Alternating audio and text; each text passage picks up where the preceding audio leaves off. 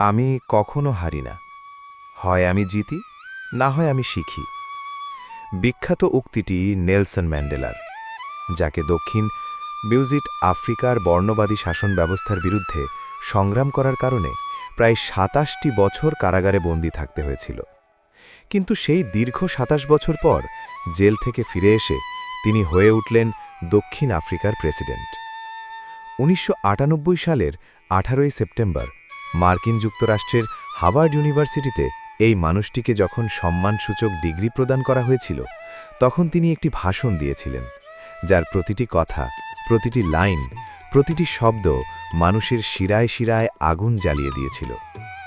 বইকথা audio বুকের আজকের ভিডিওতে আজ আমরা সেই হার না মানা যোদ্ধার বলা কথাগুলোকে বাংলায় রূপ দিতে যাচ্ছি।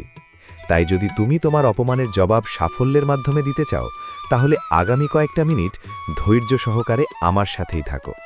তো চলো শুরু করা যাক। আমি যখন জেলে ছিলাম, তখন এক তরুণী আমার সাথে দেখা করতে এসেছিল, যে এখন দক্ষিণ আফ্রিকার একটি নামকরা বিশ্ববিদ্যালয়ের প্রিন্সিপাল। দেখা হওয়ার পর সে কোনো রকম ভূমিকা ছাড়া আমাকে সরাসরি বলল, আমার বাবা যদি বেঁচে থাকতেন তাহলে তার বয়স হতো ৭০ বছর। আপনিও ৭০ বছরের বৃদ্ধ। আমি মূলত এখানে এসেছি ৭০ বছরের একটা লোক দেখতে কেমন হয় তা দেখার জন্য। এখন আমার বয়স ৮০ বছর। জেল থেকে মুক্তি পাওয়ার পর আমি আমার দেশের কোনো এক জায়গা থেকে তাকে ফোন করলাম। সে ফোন ধরে আমাকে জিজ্ঞেস করল, কে আপনি? আপনার নাম কি? আমি বললাম, নামটা তো তোমার আগে বলা উচিত, কারণ ফোনটা তুমি আগে ধরেছ। কিন্তু সে দমবার পাত্র নয়। সে রীতিমতো তর্কে জড়িয়ে পড়ল যে কেন আমি আমার পরিচয় আগে দেব না। এক পর্যায়ে এসে ভীষণ রেগে গিয়ে বলল, আপনার কথা শুনে মনে হচ্ছে আপনি একজন পিছিয়ে পড়া বা আনস্মার্ট মানুষ। আচ্ছা, আপনি কি আদৌ মেট্রিক পাশ করেছেন? সেমনটা বলেছিল কারণ আমাদের দেশে মেট্রিক পাশের সার্টিফিকেটকে উচ্চশিক্ষা শুরু করার জন্য খুব বড় একটা যোগ্যতা হিসেবে দেখা হয়।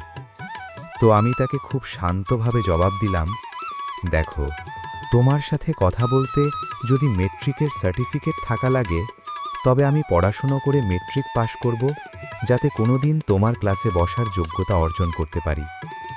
আমার কথা শুনে সে ফোনটা রেখে দিতে দিতে বলল, আপনার মতো লোক কোনোদিন আমার ক্লাসে বসার যোগ্যতা অর্জন করতে পারবে না।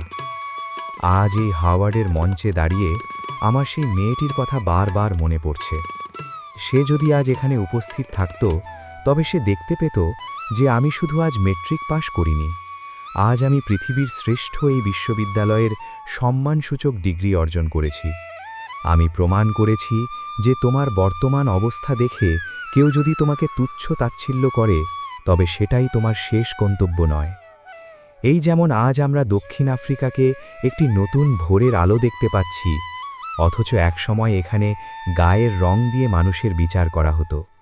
কিন্তু আজ প্রতিটি নাগরিক, সে যে ধর্মেরই হোক, যে বর্ণেরই হোক, কিংবা যে লিঙ্গেরই হোক, পৃথিবীর আনাচে কানাচে থেকে কোটি কোটি মানুষ আমাদের নৈতিক ও বস্তুগত সমর্থন দিয়ে গেছেন। আজ আমরা যে মুক্তির আনন্দ উপভোগ করছি, তার পেছনে আছে অগণিত সাধারণ মানুষের আত্মত্যাগ। তবে একটি পরম সত্য আমাদের মনে রাখতে হবে, আমরা হয়তো আমাদের দেশের নামের পাশে স্বাধীন উপাধি দেখে স্বস্তির নিঃশ্বাস ফেলছি, কিন্তু মানবতার জন্য স্বাধীনতার প্রকৃত স্বাদ এখনও অনেক দূরে। এই যে একবিংশ শতাব্দীতে দাঁড়িয়ে আমরা প্রযুক্তিরাত উন্নতি আর অগ্রগতির কথা বলি, কিন্তু বাস্তবতা কি? বাস্তবতা হলো, এই পৃথিবী এখনও এক বিশাল বৈষম্যের অভিশাপ বয়ে বেড়াচ্ছে। একদিকে চরম বিলাসিতা আর অন্যদিকে দারিদ্র্যের চরম অন্ধকার, হোক সেটা দেশের ভেতরে কিংবা এক দেশের সাথে অন্য দেশের। এই যে মানুষে মানুষে এত বৈষম্য, এটাই আমাদের জন্য লজ্জার। সুতরাং আমি স্পষ্ট করে বলতে চাই, তোমরা যদি মনে করে থাকো শুধু ব্যালট পেপারে ভোট দিয়ে কিংবা গণতন্ত্রের কথা বলেই সমাজে শান্তি ফিরবে, তাহলে তোমরা ভুল।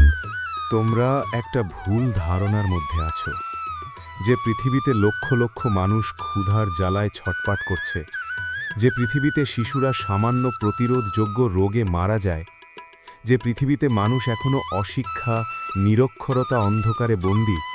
সে পৃথিবীর মানুষদের কাছে গণতন্ত্র আর স্বাধীনতার মতো শব্দগুলো একদমই অর্থহীন।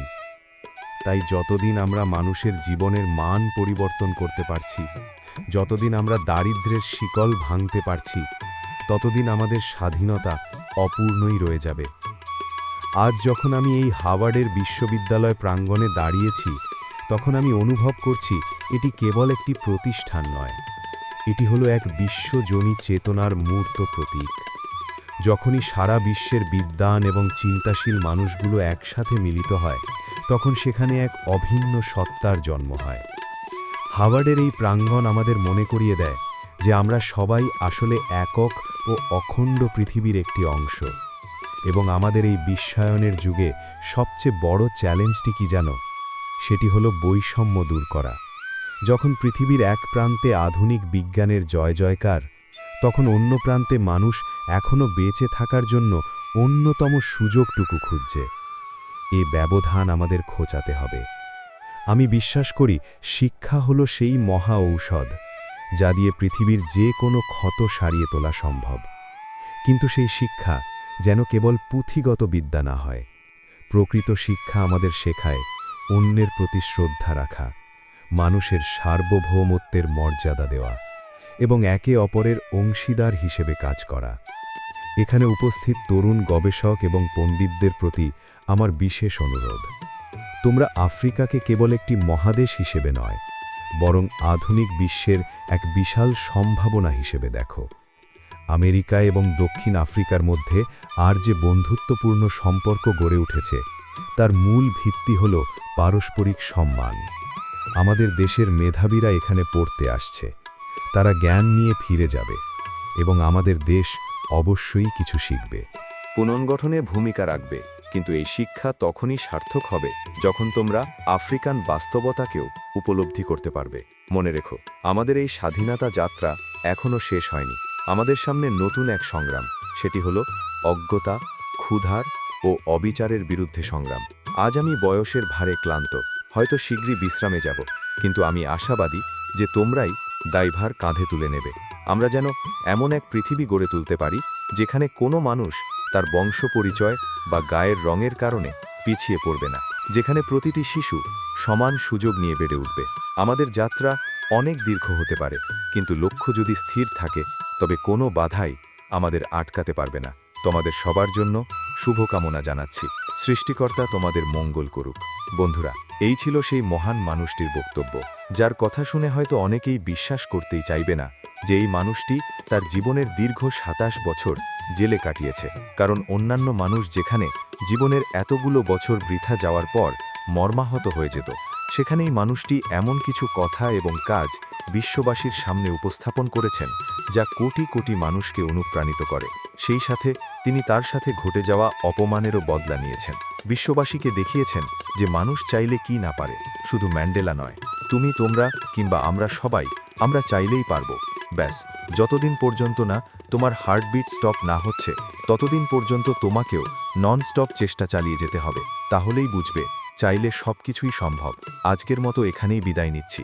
ভালো লাগলে একটি লাইক দিও এবং চ্যানেলে নতুন হলে সাবস্ক্রাইব করে নবের সাথেই থেকো। Thanks for watching.